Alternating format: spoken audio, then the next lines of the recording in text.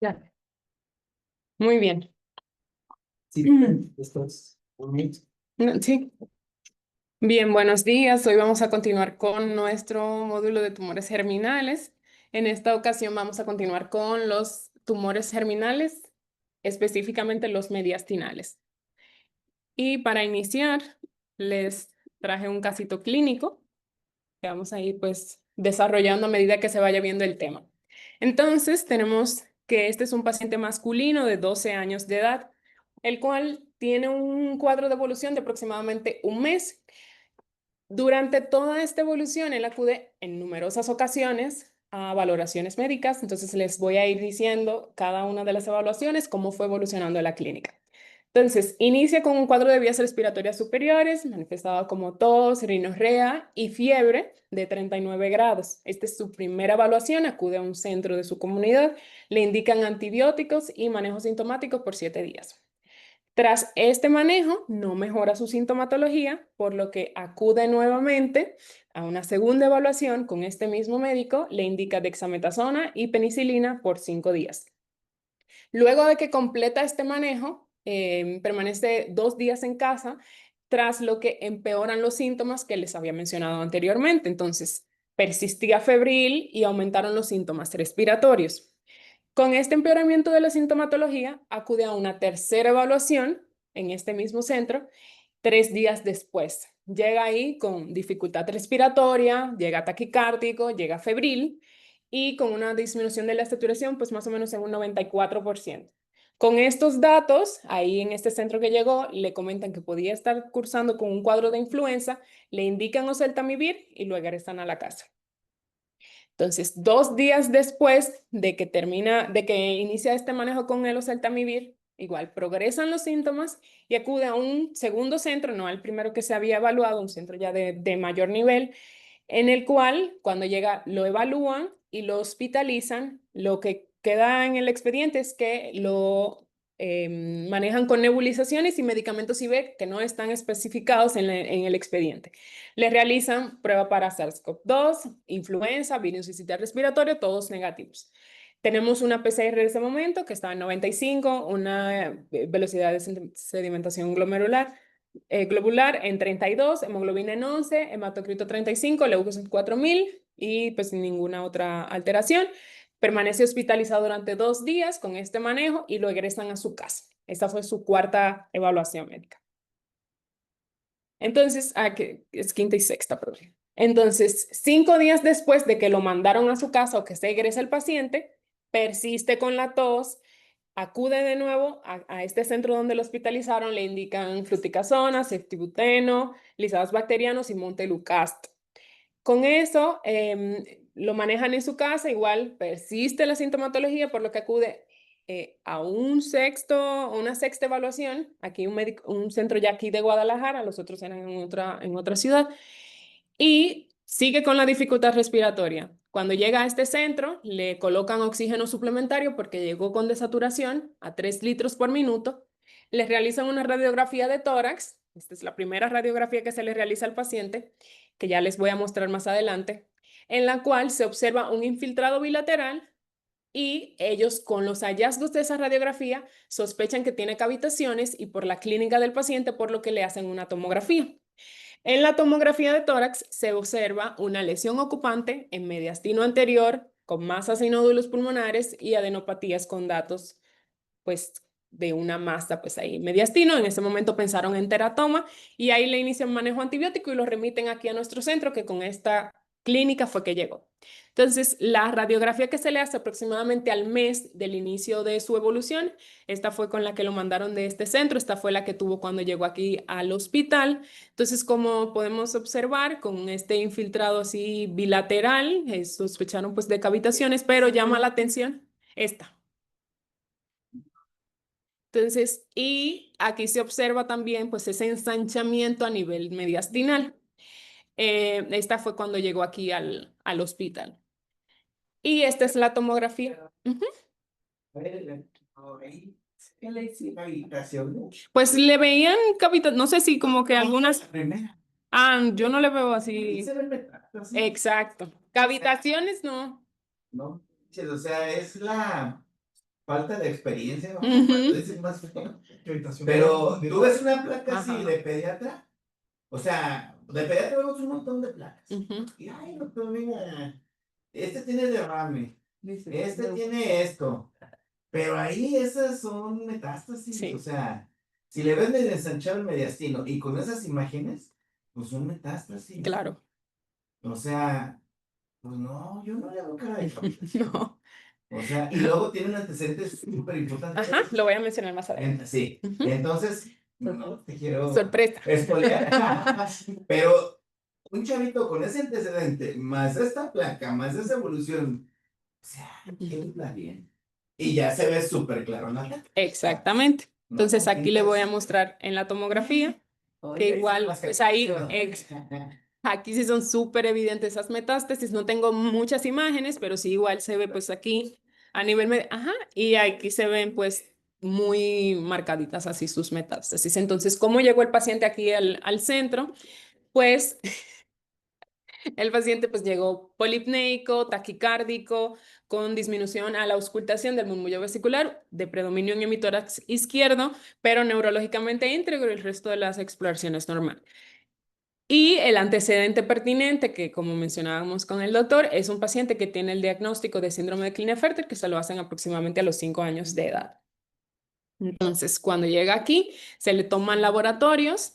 Aquí les subrayé pues así los que estaban fuera de parámetros, una hemoglobina de 8, un hematocrito en 26, la albúmina en 2,8 y se le toman pues marcadores, una alfa-fetoproteína en 98,4 y una beta-HCG, una fracción beta, en 185.346 unidades. Tenía un leve el TP levemente prolongado, un 15,4. Entonces, con estos datos de laboratorio, la imagen, el antecedente, ¿cuál sería la impresión diagnóstica de este paciente? O sea, ya sabemos de qué estamos hablando porque pues, es el curso, pero es, ay, pero, Y ese, pero más o menos, o sea, con los marcadores, em, las imágenes, principalmente con los marcadores, en qué, cómo lo englobarían? a ver, primero las chicas de pediatra. ¿Qué pensarían?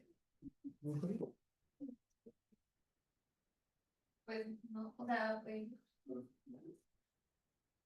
Una opción. Y fíjate, ¿sabes por qué? O sea, te llega.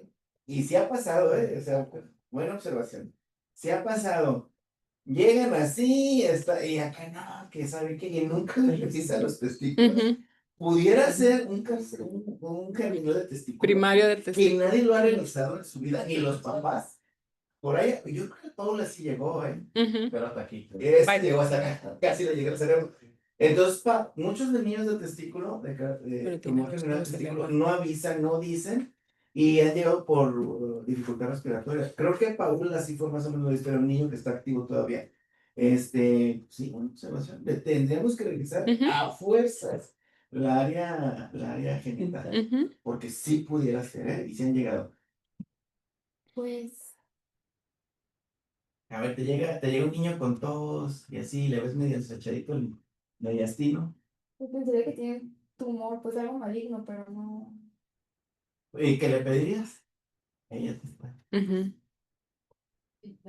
HN, La DHL, sí, alfa Ujú. feto, fracción beta, Ujú. la DHL, porque todas esas se pueden elevar, ¿sale? Ujú. Lo que pasa es que, Ajá. lo que pasa es que ya, por ejemplo, ahí teniendo los laboratorios nos orientamos más, porque al principio pudiéramos decir, bueno, puede ser hasta Un linfoma, Sí, ajá. sí, claro. como dice, pero ya teniendo los marcadores tumorales. Perdón, sí. Ujú. Y por decir, estás en la guardia, en la noche, no te van a hacer marcadores tumorales. Y nada más me dicen, doctor, tiene hemoglobina de 8,4 y albúmina de 2,8. Ya ahí te ahorita, linfoma. Parece un linfoma de Ajá. Hodgkin, Ah. pero yo te digo, ay, ¿sabes qué onda esa placa? Los linfomas de Hodgkin muy raramente dan metástasis a parénquima Ujú. pulmonar. Me parece que pedirle en la mañana le pedimos unos marcadores tumorales. Si pudiera ser un Hodgkin, así Ujú. sí, estamos en urgencias Ujú. y nos llega así, pudiera ser un Hodgkin, pero ya en la mañana nos No se reportan reportaron aquí. la fracción beta y la alfa feto y pues ya no fue un Hodgkin, ya fue un tumor germinal. Ujú. ¿Vale? Y a ver, ya para los de onco, y con esa elevación de esos dos marcadores tumorales, ¿qué diagnóstico pensarían en histopatológico? Porque ya podemos pensar en algo histopatológico. Sí. Bueno, pero puede ser tumor. Carcinoma embrionario. Mixto. Mixto. Mixto.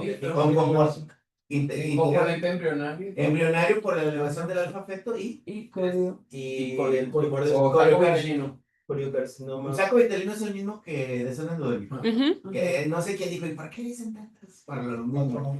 Tantos apodos para el mismo maleante, El ¿no? saco de York. Entonces, coriocarcinoma, y está elevadísima, ¿verdad? Ujú. Está de En 185,000. Y lo normal creo que, pues ahí depende mucho si es hombre, mujer y todo eso, pero lo normal son menos de 10 unidades. Ujú. Y aquí tiene 183,000, o sea, está elevadísimo. Así es. Entonces integramos un diagnóstico. Y esto es bien importante para también los chicos de pediatría. Con esto nosotros ya podemos decir, es un tumor germinal. ¿Por qué? Porque ya lo hemos visto a lo largo del curso, los marcadores son muy sensibles y Ujú. son muy específicos. Y hasta podemos iniciar quimio. Así. O no podemos iniciar chavos de onco. Sí. O sea, se están muriendo, así se están muriendo de verdad. Y jajaja, el lunes lo presentan hasta se ríen. Parece un germinal. ¿Qué le va a poner? A ver, decimos, están Pues sí, ahorita lo vamos a ver. claro. Sas. Sí, pero con estos, si el paciente está súper grave, nosotros podemos justificar. Es una Iniciar. urgencia oncológica Ujú. y podemos iniciar el manejo con quimioterapia. ¿Sale? Así es. Sí. Bien, entonces ahí se integró este diagnóstico de un tumor germinal mixto, pues porque tiene elevación de ambos marcadores, primario de mediastino, ya que a la exploración, muy buena tu observación, pues no tenía primario en testículo ni ninguna otra parte. Entonces, ya con esta introducción al caso clínico, vamos a ver un poquito pues de la patología per se. Entonces, estos tumores de células germinales mediastinales, tenemos que los tumores de células germinales de los extragonadales, es decir, los que no ocurren en gónadas, el mediastinal es el más común. Entonces, representa del 6 al 25% de todos los tumores mediastinales pediátricos, pero de los tumores de células germinales representa solo del 3 al 7%. Tiene un origen embriológico, como hemos visto a lo largo de todo el curso, se va a originar de la migración interrumpida de las células germinales totipotentes durante el desarrollo fetal. Igual para recordarle, este aquí en verde es pues este caminito de migración de estas células germinales a lo largo de toda esta línea media, son esos lugares donde podemos obtener estos tumores de células germinales extragonadales. Entonces, la localización del tumor dentro de lo que es el mediastino es clave para que lleguemos al diagnóstico. Entonces, como es una localización extragonadal importante, necesitamos pues repasar un poquito lo que es la anatomía y los compartimientos del mediastino y como recordamos de anatomía, pues el mediastino se compone de diferentes compartimientos.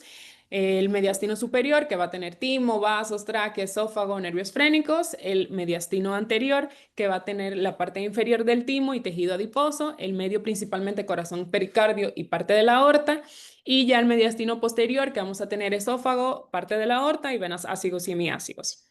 Entonces, en cuanto al desarrollo del mediastino como esta cavidad, tiene capas de las tres pues, capas germinales, tanto de endodermo, mesodermo y ectodermo, e inicia aproximadamente entre la cuarta y la séptima semana de desarrollo embrionario. Se localiza, como sabemos, en esta parte central del tórax, entre esternón y columna, y es sede del desarrollo de aparatos tanto circulatorio, respiratorio y digestivo. Entonces, aquí en mediastino es una cavidad muy importante porque tiene alta incidencia de malformaciones congénitas, de procesos inflamatorios, traumáticos y los que nos compete principalmente a nosotros de procesos neoplásicos. Entonces, estas características que les he mencionado del mediastino da o le confiere ciertas complicaciones a los procesos neoplásicos que ocurren en esta cavidad porque principalmente vamos a tener dificultades quirúrgicas para acceder a estas neoplasias que ocurren en mediastino por la inaccesibilidad anatómica inherente de esta cavidad.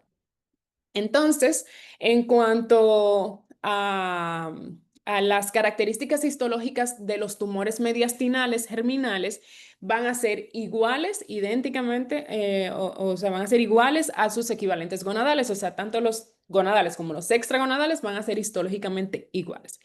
Sin embargo, los mediastinales tienen una mayor agresividad, lo que le confiere peor pronóstico en algunos subtipos que a un paciente con un tumor de célula germinal extragonadal, pero en otra localización que no sea mediastino. Entonces, esta localización mediastinal, que suelen ser los tumores más profundos y que, como vimos en el caso clínico, le da al paciente pues síntomas muy inespecíficos, lleva a que se suelan diagnosticar ya de una forma más tardía, igual aportando la agresividad y el peor pronóstico que van a tener estos pacientes. Entonces, también tenemos ciertos desafíos con los tumores mediastinales, y es que tienen baja incidencia. Como vimos, más o menos de un 3% de todos los tumores de células germinales van a ser mediastinales. Entonces, como tienen tan baja incidencia, la cantidad de estudios que tenemos disponibles de los tumores germinales mediastinales son limitados y los datos son muy fragmentados. Entonces, no tenemos mucha data para comparar o poder ayudarnos con los tumores mediastinales. Entonces, como hay tan poquitos datos de los tumores mediastinales germinales, estos lo van a agrupar con todos los otros tumores de células germinales que son extragonadales. Entonces, eso dificulta un poquito el análisis específicos de estos tumores. Lo agrupan con todos los otros, con los del sistema nervioso central, con los demás. Entonces, todos estos datos ayudan a que haya una falta de guías específicas para tumores mediastinales. Entonces, ya es un poquito más dependiente del médico tratante o la experiencia del centro en el que se diagnostique el paciente, el abordaje diagnóstico o terapéutico que se le va a dar. Entonces, en cuanto a la epidemiología de estos tumores, en cuanto a la incidencia en la edad, esta tienen una distribución bimodal. Vamos a tener un primer pico en la infancia temprana, en menores de 5 años, en estos tumores mediastinales. Principalmente vamos a ver en los menores de 5 años teratomas y tumores de saco vitelino cuando es en mediastino. Y ya un segundo pico de incidencia en la adolescencia y adultez joven en mayores de 13 años, que principalmente van a ser seminomas. Entonces, estos tienen una predominancia en el sexo masculino y, como mencionamos, un dato como ahí pivote o importante que tenemos que tener en cuenta en estos tipos de tumores es que tiene una fuerte asociación con síndrome de Klinefelter, principalmente en los subtipos no seminomatos. Pues paciente con síndrome de Klinefelter, igual pensar en si tiene estos síntomas, descartar un mediastinal de células germinales.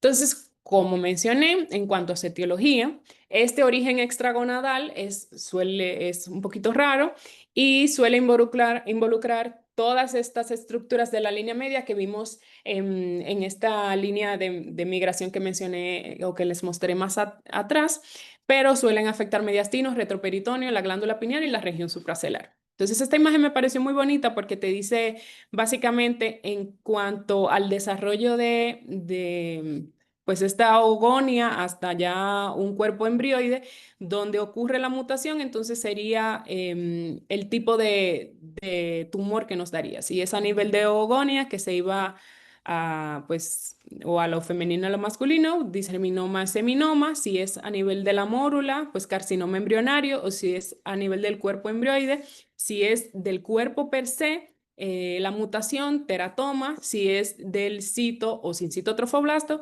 pues nos daría un coriocarcinoma. Y si es del saco vitelino, que es pues la mutación o la propagación de estas células, sería un tumor del seno endodérmico. Me parece como bonito. Entonces, en cuanto a la etiología de estos tumores de células germinales que ocurren fuera de las gónadas, tenemos diferentes hipótesis de por qué ocurren estos tumores. La principal es que ocurre una interrupción en la migración normal que vemos de estas células germinales desde el epiblasto proximal hasta la cresta urogenital. Entonces, como ocurre esta alteración, entonces proliferan estas células fuera de las gónadas y nos lleva a estos tumores extragonadales. Esta es la principal. Pero hay una hipótesis alternativa que dice que ya están en las gónadas estas células embrionarias. Entonces, ya estas células germinales que están transformadas en las gónadas, ocurre una migración retrógrada entonces a estas zonas y ahí ocurre entonces o prolifera este tumor extragonadal. O sea, una es que en la migración y la otra es que ya estando dentro de la gónada sale, ajá, se regresa básicamente, como un reflujo. Sí, así es. Una pregunta, a ver, fíjate que eso es súper interesante. Imagínense, es una hipótesis también. Ujú. Imagínense, por decir una niña, un niño que tuvo un tumor de testículo o de ovario terminal, pues ya se curó, en un manejo y todo. Y luego en abdomen tiene una recaída. ¿No será un foco ectópico como? Pudiera ser, exactamente. Porque nosotros no sabemos si tuvo una migración ahí fallida Y o otras tuvo un reflujo Ujú. o no, no era reflujo, era Una migración retrógrada. migración retrógrada. El reflujo no, la migración retrógrada. Entonces, pues no sabemos, porque pues sí, sí pudiera ser. Ujú. Porque quién no nos dice que eso es de que, ay, ya le dimos su manejo y al año, o al mes, o a los 3 años, vuelve a tener un otro germinal, pues no sé. Entonces, y como dices, como son tan poquitos casos, pues Ujú. a veces ni estudiados están, Así ¿verdad? es. Pero pudiera ser esa hipótesis, ¿sale? Ujú. Sí, está muy interesante. Así es. Está. Entonces, en cuanto a la histopatología de estos tumores específicamente, los teratomas suelen ser el subtipo histológico más frecuente, hasta en un 44%, gracias a Dios. Entonces, en conjunto, los tumores de células germinales, los no seminomatosos, van a constituir aproximadamente el 70% de todos, o sea, aparte de. Y los seminomas representan aproximadamente el 30%. Entonces, en cuanto a la presentación clínica, la mayoría de estos tumores se presentan principalmente en mediastino anterior, no en medio posterior. Y como están en mediastino anterior, suelen alcanzar, obtienen la capacidad de que pueden alcanzar un gran volumen porque tienen espacio para crecer, ya que los límites anatómicos del mediastino anterior le permite crecer un poquito más que si creciera en otras partes del mediastino. Entonces, como tiene este crecimiento amplio, los síntomas van a ser principalmente secundarios al efecto de masa que van a producir estos tumores. Entonces, como sabemos, tos, disnea, dolor torácico suelen ser los principales que se van a presentar en estos pacientes. Y pues dependiendo de la localización del tumor y si afecta o no la vena cava superior, nos puede producir un síndrome de vena cava superior. Y pues una imagen esquemática de, como sabemos, pues, lo que puede presentar. Y de hecho puede presentar, el paciente nos puede manifestar datos de insuficiencia cardíaca. Dependiendo de la localización, también podemos tener síntomas funcionales como pubertad precoz en caso de que tenga pues una secreción hormonal activa. Entonces, como hemos visto este cuadrito durante todo el curso, em, bien, como dijo Félix, uno de los principales diagnósticos diferenciales que debemos de tener en cuenta en estos pacientes con una masa mediastinal es un linfoma.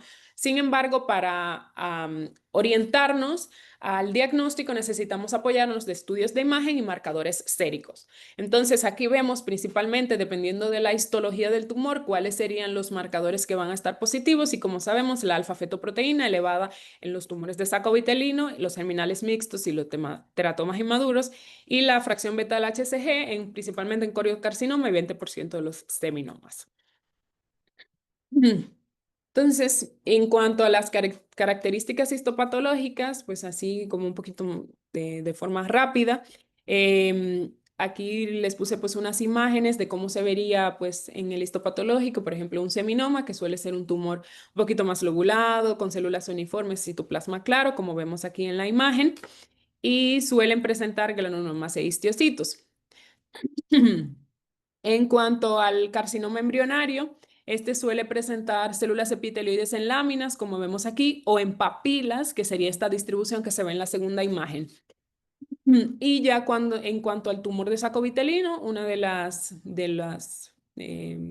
como de lo que lo caracteriza son los cuerpos de Schindler-Duval, que son estos que vemos aquí, que aparentan como un glomérulo, como con un vasito central, y ya luego con las células que los rodean en la periferia. Sería como así. Entonces, en cuanto al teratoma, como sabemos, pues cuando son de tejidos maduros, suelen ser bien diferenciados, que contienen principalmente piel, hueso, del tracto gastrointestinal. Aquí principalmente un teratoma que tenía principalmente un componente como de epitelio escamoso. Y el coriocarcinoma, estos van a tener componentes de citotrofoblasto y sin citotrofoblasto. Y suele tener focos de hemorragia, necrosis y atipia celular. Importante que tengamos en cuenta que cuando se hace esta biopsia o la resección posterior a la quimioterapia, vamos a tener diferentes hallazgos en estas muestras, se va a modificar la histopatología de estos tumores y lo que solemos encontrar, a diferencia de un paciente que no ha tenido quimioterapia, es que solemos ver necrosis, fibrosis y un infiltrado linfohistiocytítico. Y puede que en algunas ocasiones no quede tumor ya viable y sea difícil pues caracterizar con estos hallazgos que les había comentado. En pacientes con recaídas pueden aparecer nuevos componentes histológicos que no estaban en el tumor primario cuando se diagnosticó. Y pues ahí resumiendo este cuadrito más a forma de estudio, en cuanto a la inmunohistoquímica, como sabemos pues en tumor de saco vitelino va a ser positivo para alfa-fetoproteína. Y por ejemplo, la beta-HCG, positivo principalmente pues en coriocarcinoma, pero pudiera estar positivo en los tumores mixtos, ya sea de saco vitelino o seminoma, que contengan pues otros componentes. Y la citoqueratina, por ejemplo, va a estar positivo prácticamente en todos, menos en seminoma, y pues ahí vemos más o menos cuáles estarían positivos dependiendo del tipo de tumor. Bien, entonces en cuanto a la estadificación y clasificación de riesgo, se utilizan las mismas que hemos visto en sentido general para los tumores de células germinales. El estadiaje es el del Children's Oncology Group. Estadio 1, un paciente con una resección completa con márgenes negativos. Estadio 2, tumor residual microscópico o marcadores persistentemente elevados sin afectación ganglionar importante. Estadio 3, un paciente con afectación ganglionar, con una enfermedad residual macroscópica o que solo se le hizo biopsia, y un estadio 4, un paciente con metástasis a distancia. Y ya en cuanto la clasificación de riesgo, dependiendo, específicamente esta es para tumores extragonadales del Malignant Germ Cell International Collaborative, el MAGIC. Estos tienen básicamente un riesgo bajo, un estándar, 1 y 2 y un riesgo alto. Y con esto nos vamos a basar principalmente en esta clasificación, en este estadiaje del Children's Oncology Group y en la edad. Entonces, un riesgo bajo es un estadio 1 de cualquier edad. Un riesgo estándar 1 es un paciente menor de 11 años con un estadio del 2 al 4. Un estadio 2, un riesgo estándar 2 es un paciente mayor de 11 años que tenga un tumor estadio 2, y un paciente de riesgo alto es un paciente mayor de 11 años que tenga del 3 al 4. Entonces, basándonos en esto, ¿cuál sería la clasificación de nuestro paciente del caso clínico? Aquí.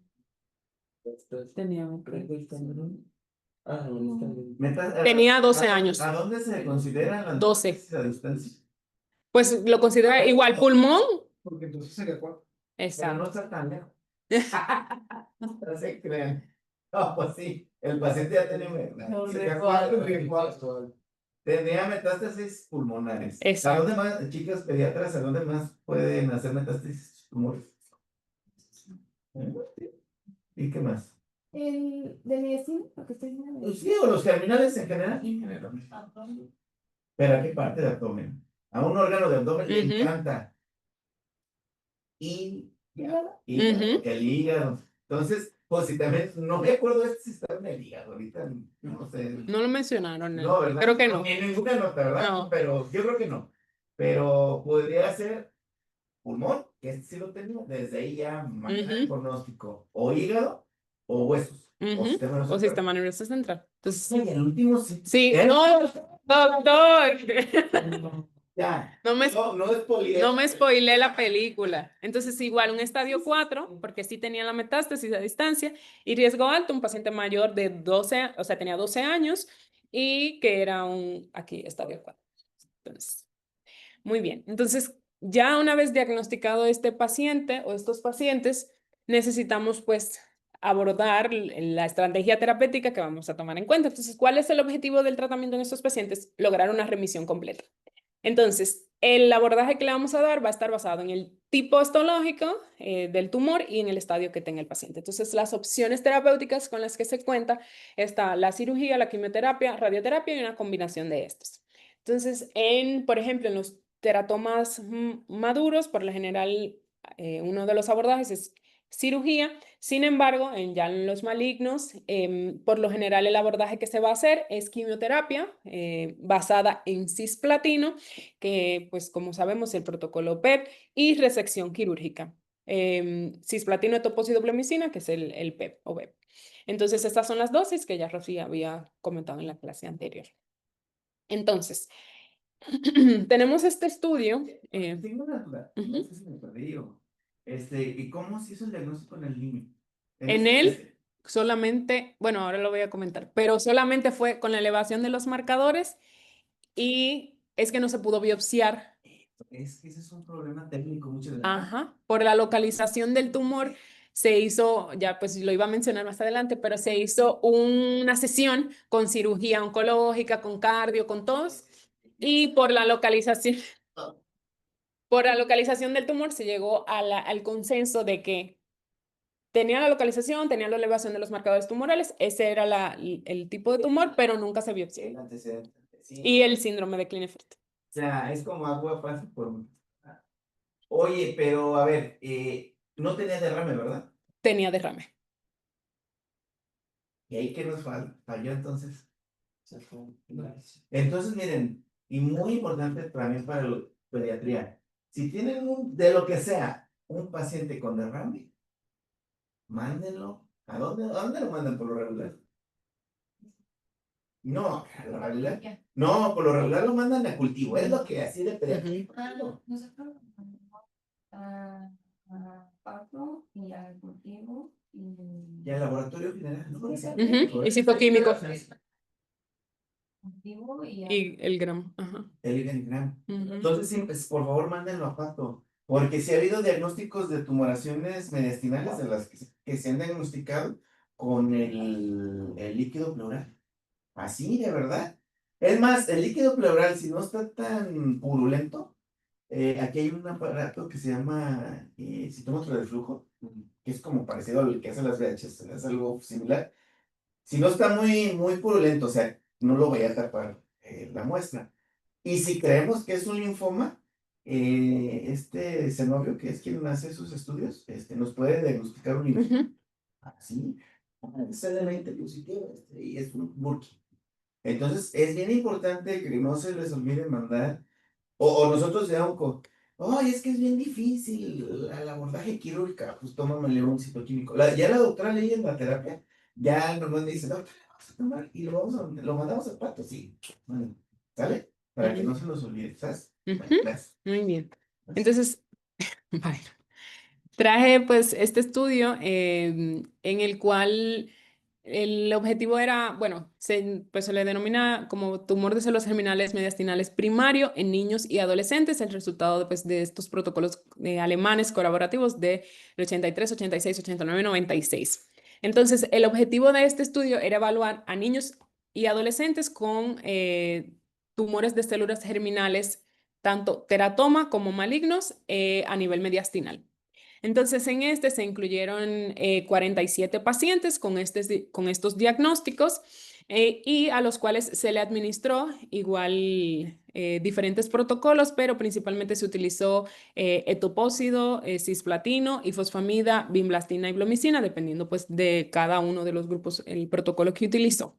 Entonces, en cuanto a la histología de los pacientes, muy relacionado con las estadísticas que se nos reportan en las bibliografías, principalmente eran pacientes con teratoma. De los 47 pacientes, 21 tenían diagnóstico de un teratoma, seminoma 3 pacientes, tumor de saco vitelino 13 y coriocarcinoma 1 y tumor mixto 9 pacientes. Entonces, ¿qué se vio? Ay, aquí está. ¿Qué se vio en este estudio? Primero, todos los pacientes que tenían el diagnóstico de teratoma se sometieron a una cirugía primaria, es decir, no se le administró quimioterapia, nada, sino que el primer abordaje terapéutico que se le hizo fue una resección. De los 21 pacientes que tenían teratoma, se completó, o sea, fue una resección completa con márgenes microscópicos negativos en 17 de los 21 casos. De los restantes, había 26 pacientes que tenían un tumor de células germinales maligno no teratomatoso. Entonces, ¿qué se vio, por ejemplo, prácticamente a todos? Pero ya veremos las diferencias de estos pacientes. Por ejemplo, ¿qué se vio en cuanto a la quimioterapia y los resultados? La mayoría de los pacientes recibieron de 4 a 6 ciclos. Los pacientes que les administraron menos de 4 ciclos de quimioterapia tenía una remisión clínica continua o sostenida, solamente uno, y uno progresó. De los que recibieron 4 a 5 ciclos, la remisión clínica sostenida fue mayor, o sea, de 8 pacientes, uno recayó. De los que recibieron 6 a 7 ciclos, la remisión clínica sostenida fue de 7 pacientes y, o sea, prácticamente todos, bueno, una sola recaída. Y de los que recibieron más de 8 ciclos, de los 7 pacientes, remisión clínica sostenida en 6 y uno recayó. Entonces, pues se ve, por lo general, lo óptimo, el resultado que ellos llegaron, que por lo menos mínimo 4 ciclos. Todos los que, o sea, porque el 50%, solamente fueron 2 pacientes, pero el 50% de los que recibieron menos de 4 ciclos no pudo sostener esa remisión clínica. Entonces volvemos al mismo. ¿Cuántos ciclos le damos? Pues Bueno, ellos... Yo cuando llegué de residencia, 8 no, Oh. había unos que llevaban 8 para que amarre. 10. De 8 a 10, no, man. Y yo, así como que, bueno. Como de eso. Pero sí, o sea, pues bueno, mínimo 4. Así se les va. Mínimo 4. Mínimo 4. Así es. Pero, y a ver, recordando, eso me gustó mucho lo que hemos revisado. Según también la respuesta que tengan con los marcadores tumorales, si remite en un solo ciclo, súper bien, ¿no? Si remite en 2, está bien, pero si ya no remite en 3 o 4, o sea, como que ya debemos de reconsiderar cambiar de protocolo, ¿verdad? Como Paul. Así es. Paul, que viene la semana que viene. Ya está bien. Así es.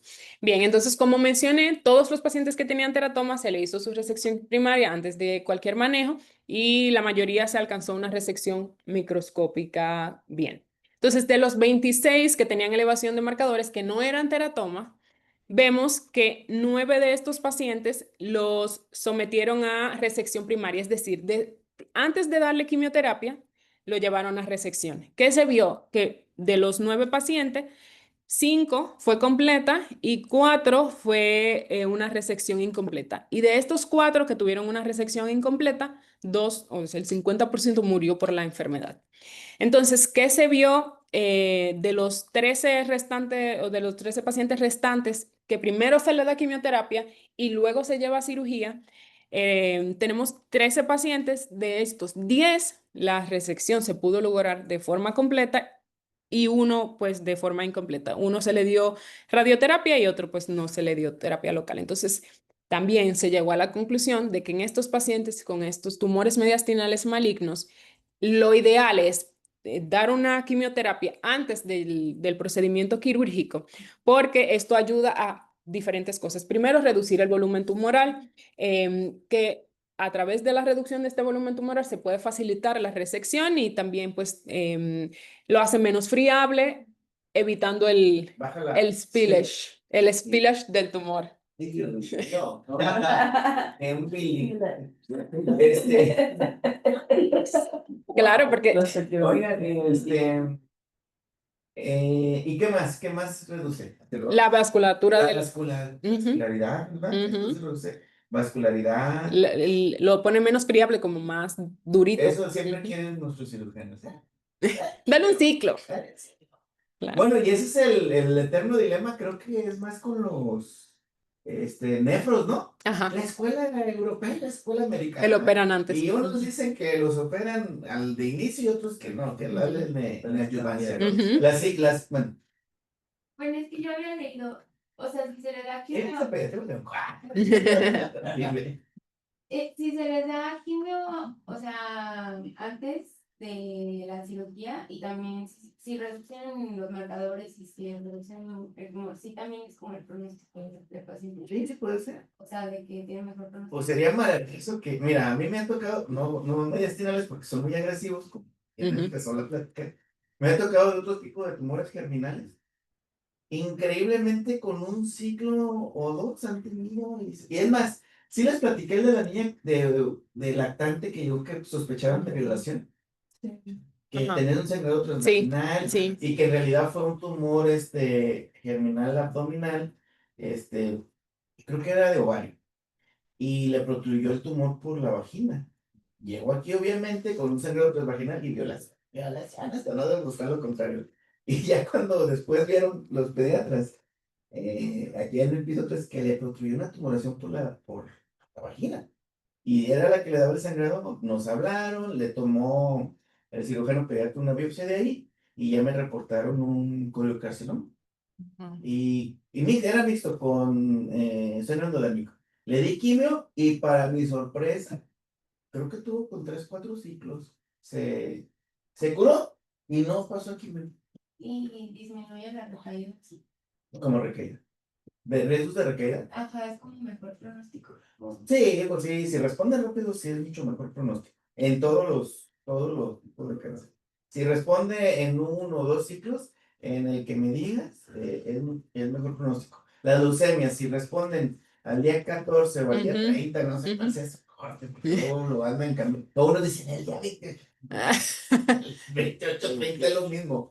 Si un paciente con leucemia responde linfoblástica aguda a los 30 días, y le va a ir bien. Es un factor pronóstico favorable. Las mieloides sería igual, ¿no? ¿En qué vamos en las mieloides? Es el primer ciclo, si remite, va súper bien, ¿no? Sí. ¿O cómo es su criterio? Pues sí, la doctora. Pero ella Si no responde al primer ciclo, hay que iniciarle Sí. el segundo ciclo sin recuperación hematológica. No son homogéneas.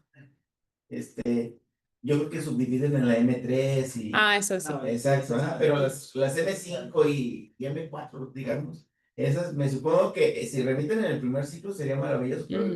ya no Casi creo que ninguna. remitan, No. Sí, ¿verdad? Pero bueno. Ay. Ay, casi. Eso sí. Entonces, en cuanto a como mencioné, principalmente el manejo del protocolo PEP. Sin embargo, se ha visto en ciertos estudios que hasta el 30% de los pacientes con estos tumores de células germinales extragonadales presentan resistencia al cisplatino. Entonces, este estudio que se hizo en el 2014 en Nueva York, en el Memorial el Sloan Kettering Center, en este buscaron mutaciones somáticas en estos pacientes que presentaban resistencia al platino. Entonces, ¿qué ellos definían como un paciente sensible al cisplatino?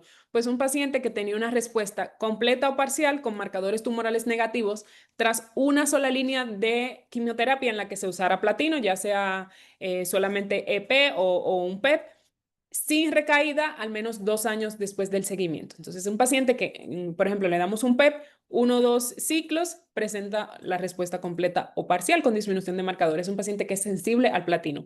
Todos los que no pasan eso es un paciente resistente que es hasta el 30%. Entonces, en este estudio O sea, los que tienen recaída temprana, se le considera resistente al o platino. sea, no sería muy conveniente. Y me recayó, seguir otro PEP, no. Exactamente, exactamente. Entonces, ¿qué se vio en este estudio? Aproximadamente se incluyeron 70 pacientes con tumores de células germinales que se trataron con el platino. Aquí 24 fueron sensibles y 46 resistentes. Y en estos se encontraron mutaciones principalmente de estos genes, del AKT, RAS y el PIK3CA en el 23% de los casos. Se pensaba inicialmente que iban a tener mutaciones del BRAF, pero no fue el caso en estos pacientes. Entonces, en este estudio, lo que a veces querían como comparar era si se podía utilizar también carboplatino en sustitución del cisplatino en estos pacientes. Sin embargo, la sustitución en alguno de estos pacientes del cisplatino por el carboplatino no me mostró una mejoría en cuanto a los resultados. Entonces, aquí está otro estudio que se compara el carboplatino versus el cisplatino, titulado como "Hay un rol para el carboplatino en el tratamiento de esos tumores germinales malignos". Esta es una revisión sistemática que se hizo tanto de adultos como de pacientes pediátricos. Entonces, la premisa se basa en que en los adultos, claramente el cisplatino tiene un mucho mejor resultado para el tratamiento de esos tumores de células germinales malignas que el carboplatino. Sin embargo, todavía en la población pediátrica, pues preocupa a veces los efectos secundarios del cisplatino y por eso se quiere a veces valorar si el carboplatino presenta pues igual o una mejor, o sea, es una alternativa mejor al cisplatino. Entonces, en este estudio se incluyeron pues estos pacientes, bueno, se revisaron estudios realizados anteriormente en el cual se implementó protocolos con cisplatino y protocolos con carboplatino. En los que utilizaron el carboplatino fueron a dosis un poquito más elevadas. En los que utilizaron carboplatino fue con dosis de 400 a 600 miligramos metro cuadrado. Entonces, como vemos aquí, en este gráfico, lo que principalmente querían demostrar era si la comparación que se realizaba entre el carboplatino y el cisplatino en cuanto a efectos adversos, se vio que el cisplatino, como vemos aquí, principalmente mostraba más eficacia y tenía menos efectos adversos el cisplatino que el carboplatino. Entonces, lo que al final llegaron a la conclusión es que el carboplatino pudiera ser una opción en pacientes de menor edad. Sin embargo, no hay estudios randomizados en el que se compare carboplatino versus cisplatino en pacientes pediátricos. Y sí se vio que para alcanzar unos buenos resultados, por lo general los protocolos que utilizaban carboplatino tenían que aumentar la dosis todavía más. Entonces se asociaba a mayores toxicidades que en aquellos pacientes que se utilizaba el cisplatino, Entonces, porque tenían que usar dosis más altas del carbo. bueno, Entonces no se observaba diferencias, pues estadísticamente significativas que hablaran a favor del... sí, o sea, Entonces, ha habido muchos y por eso, pues no le cambiamos. O sea, pues, por lo regular ya ven que usamos, no sé otras clínicas usan más carbo, ¿verdad? sí, ¿Por qué no sí. usan más? Sistema. Sí, pues sí. Sí, Sistema nervioso central. sí, pero sí, yo por lo regular Pasa para que igual y en sistema nervioso pues hay mucho daño. Exacto. Pues ya, más daño que daño. Así es. Entonces, otra de lo que se está estudiando con estos pacientes es pues la estrategia de una quimioterapia a altas dosis seguido de un trasplante de progenitores hematopoyéticos como terapia de rescate.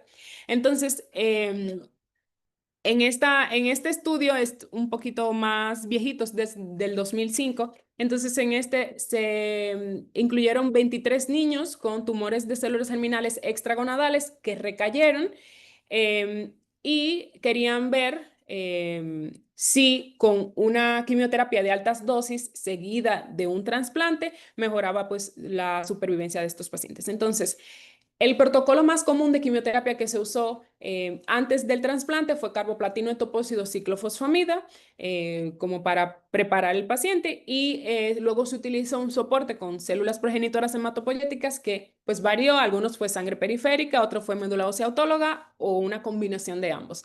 Entonces, de los 23 niños con tumores de células germinales extragonadales que recayeron, se logró una remisión completa del 70% de estos tumores, de estos pacientes. Pero de esos 23 que eran extragonadales, solo 2 eran mediastinales. De los 2 pacientes mediastinales o con tumor mediastinal, uno alcanzó una remisión completa sostenida, se le dio seguimiento hasta los 5 años después de esta recaída y pues seguía en remisión. Y el otro paciente sí tuvo progresión de la enfermedad, pero pues estos resultados pues pudieran ser prometedores. Entonces este es un poquito más viejito, del 2005, pero hay otro estudio un poquito más reciente, este fue realizado en el 2016, en el cual se compararon los resultados de los pacientes con tumores celulares mediastinales, pero esto solo fue en pacientes con tumores mediastinales. Y se comparó los resultados de este trasplante en pacientes con no mediastinales. Lo que sí no, pues, aplica totalmente a la población pediátrica es que sí incluyeron adultos y niños, fue desde los 13 años hasta los 65 años. Entonces, en este estudio, en sentido general, se vio que después de la quimioterapia de altas dosis y trasplante, la supervivencia global a 5 años en los mediastinales fue de un 64% y de los no mediastinales extragonadales fue de un 34%, mostrando en este estudio unos resultados mucho más favorables con esta estrategia terapéutica en los pacientes con tumores de células germinales mediastinales. Una de las desventajas que tenía este estudio es que no se especificó al final de todos estos mediastinales cuántos eran pediátricos y cuántos eran adultos. Como mencioné, desde los 12 hasta los 65 años, pero sí los resultados pues eran estadísticamente significativos y se observó una mejoría o unos resultados muy favorables. Entonces, como mencioné, la cirugía es muy importante en todos estos pacientes y suele ser el tratamiento de elección en los pacientes con teratoma maduro. Entonces, ya en los que no son teratomas, la resección, como mencioné, se recomienda tras una quimioterapia neoadyuvante para lograr una resección completa y evitar el derrame tumoral. Entonces, el abordaje de cómo va a ser esta resección quirúrgica va a depender de la localización del tumor y puede ser por una esternotomía media, una toracotomía anterolateral o posterolateral, como esta que está aquí en la imagen, y pues intentar pues hacer la resección dependiendo de las estructuras que estén afectadas. Pues ahí describieron en algunas bibliografías que hay casos congénitos de estos tumores mediastinales en los cuales se puede utilizar pues, estrategia, este procedimiento EXIT, en el cual pues, sacan ahí al fetito, se le hace cesárea, exposición al útero y se le intenta hacer la resección así, pues todavía, así como vemos aquí en la imagen. Este lo vi principalmente en tumores de lengua y tumores cervicales, que se hace más este procedimiento. Ya hicieron mucho. Sí. ¿De qué le hicieron eso? No, ay, luego, luego la cabecita, pero no me acuerdo. Una circuncisión. Ay, doctor. Practicar. Sí, que me quería con algo de Sí, cabeza. pero ya hicieron, ¿verdad? Sí, ya de. Pues salió. Pues era para practicar, para el que viene va a ser más difícil. Sí, salió hasta en las noticias, fue así, wow, hicieron una cirugía inútero del paciente. O sea, si quieren, lo pueden intentar. Pues yo creo que debe ser súper difícil. Así es. Ok. Entonces, pues, otra lo que podemos hacer es radioterapia. La radioterapia, pues, en este contexto específico tiene un papel controversial y suele ser usada de forma ocasional en casos principalmente de tumores refractarios o tumores que sean inoperables. Y por lo general, las dosis suelen ser bien toleradas por todas las estructuras que son parte del mediastino. Entonces, ciertas indicaciones que, como mencioné, no hay guías específicas para estos tumores de cuándo dar radioterapia, pero indicaciones posibles que algunas bibliografías recomiendan es un tumor residual tras una quimio y o cirugía, pacientes que no sean candidatos a resección quirúrgica y para prevención de recurrencia local en tumores que tuvieron un comportamiento muy agresivo. Entonces, por ejemplo, en este estudio en el cual se ve el rol de la radioterapia tratando pacientes con tumor mediastinal maligno, en este se recogieron información de 61 pacientes con tumores de células germinales mediastinales no seminomatosos, en los que se utilizó una radioterapia a dosis media de aproximadamente 52 Grays. Entonces, ¿qué se vio en estos pacientes que tuvieron una mayor supervivencia global a 5 años y mayor supervivencia libre de progresión en los pacientes que se sometieron a esta quimioterapia, a esta radioterapia, perdón? Esto fue pues hecho en China.